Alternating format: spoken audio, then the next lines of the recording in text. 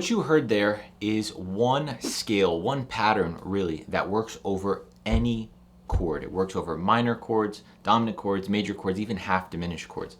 And I'm going to show you this scale today and how you can use it. Last week I showed you Ted Ludwig's turnaround scale. Now this is another scale. He calls it the secret scale. And it's really a pattern that we can use over any chord. I'm going to show you exactly how it works and how you can create really nice melodies as well as advanced modal outside ideas if you stick around to the end. All right, so let's dig into this first with just one chord. And we'll do this over a dominant chord. And we'll do this in the key, well, let's do it here for D7, D9 or D13. And let me just walk you through what the secret scale is. All it is this pattern of first finger and then third finger. And we're gonna do this on the 5th fret position. So walking up the secret scale, nice and slow.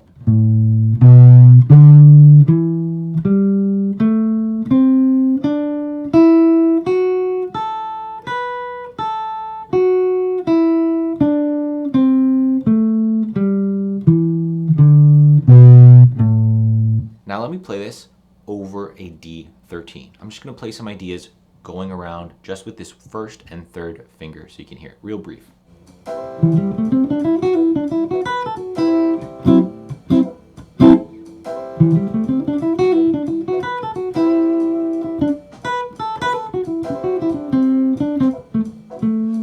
So using this pattern, it's very simple to get a nice melodic sound, but you can also use different sequences and move through without thinking about any sort of theory or scale. I'm just focused on the melody that I'm hearing and not having to worry about hitting certain notes.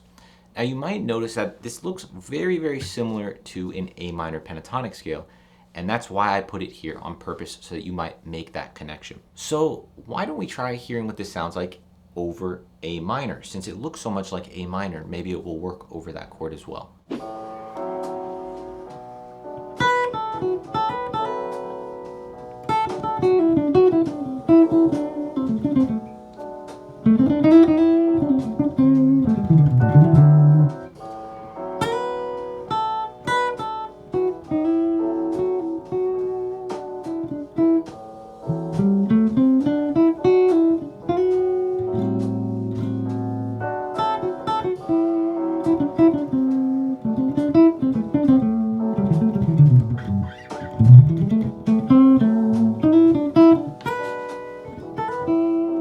So you can see that it works over A minor as well, even at slower tempos.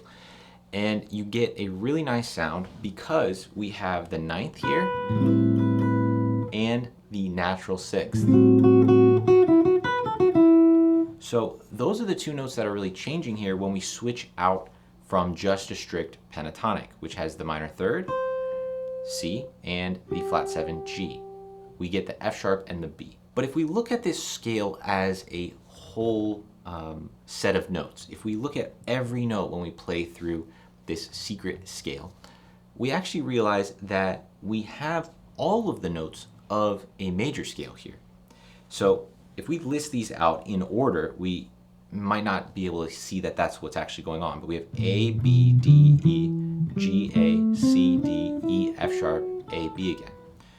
So if you know your keys, you might see that the only accidental we had is F sharp. And so that's a good sign that all together, these notes are the same notes as a G major scale. The thing that changes though is how we organize and then how we play them.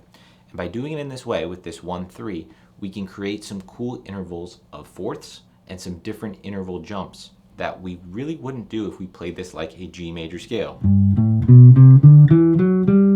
Same notes.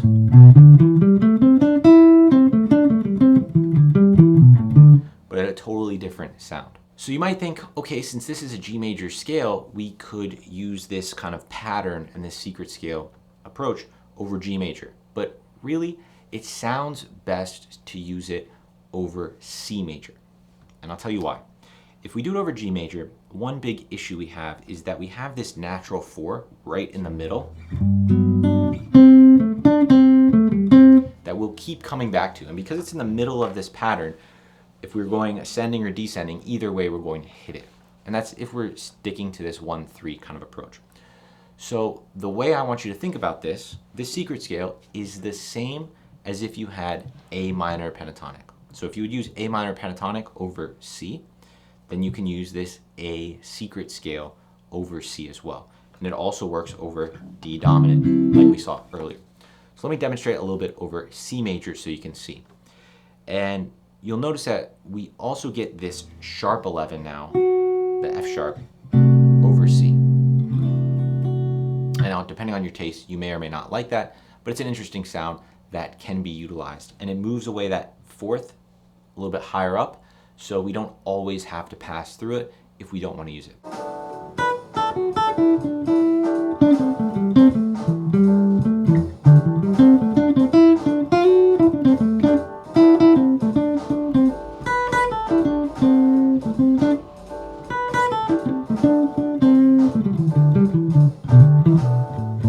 Now there are two more things that are really important if you want to use this scale to sound like a pro. And it's a few things that Ted Ludwig is doing that he didn't really talk about when we had him inside Chase Guitar Academy for this masterclass. I should mention, if you want the free PDF for this lesson, including some of the examples I've been playing, you can check that out at the Jazz Guitar Vault. I have the link in the description. Just sign up and you can get that for free. And then Chase Guitar Academy, if you want to check out my full curriculum and systematic method for learning how to improvise and jazz standards. So one thing that I love about this approach is because we have this 1 and 3, you'll notice we have this note in the middle that we're not playing. But we can add in some continuous chromaticism. It's what I call essential jazz pattern 7. And all it is instead of just playing 3 to 1, use the note in the middle. Now the key thing here that you don't want to mess up is that you don't stop on that note. Think about that note. You have to pass through it. If you're going from high to low or low to high, either way, you have to go through that. You can't just go up to it and back. You go all the way through. So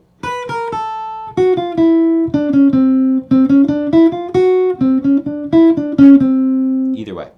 So let me play a few examples that demonstrate what this might sound like now with some chromaticism.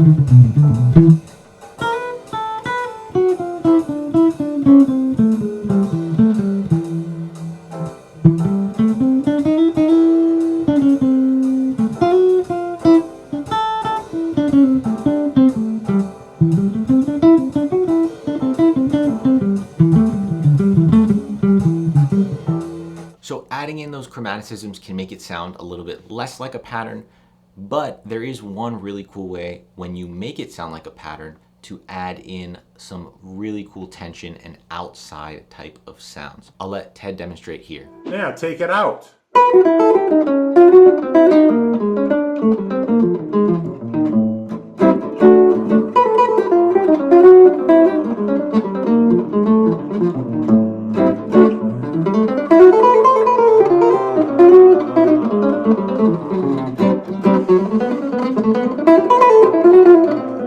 So let me break down a little bit of what Ted's doing here. Let's take this example over A minor, and let's take this simple pattern.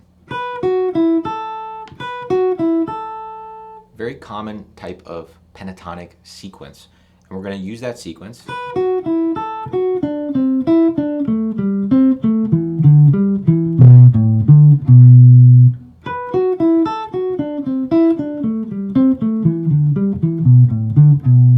One change we're going to do here, you can do that and it sounds fine. It's a really cool kind of modal playing, but we can sidestep up just a half step, meaning we just take the same shape and we're just going to shift ourselves up.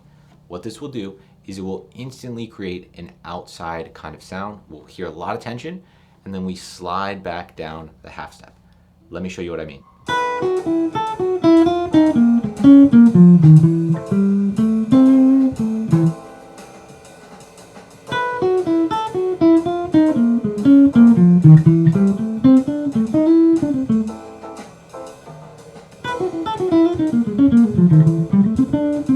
So you like that sound or not, that is a very simple way to create that kind of outside approach.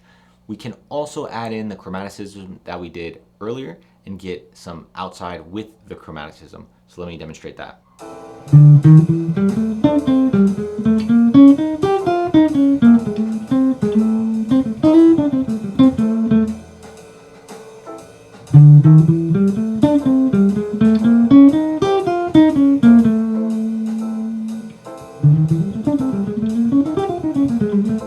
Once you start to get comfortable playing through with this 1 and 3 approach and adding in the chromaticism and sliding up, sliding back down, do it slow, take your time with that. Then you can start to sequence this in together. Now it works better on modal tunes versus other sort of straight ahead standards, but guys will throw it in many different places depending on their preferences. If you want to work through this lesson step by step, check out the PDF inside Jazz Guitar Vault. If you guys want my personal help learning how to improvise with my systematic curriculum, then check out Chase's Guitar Academy down below as well. See you guys in the next lesson. I have something very cool to share with you next week, so stick around for that. Hit subscribe, comment below if this was helpful for you or if you have any questions or comments. Thanks.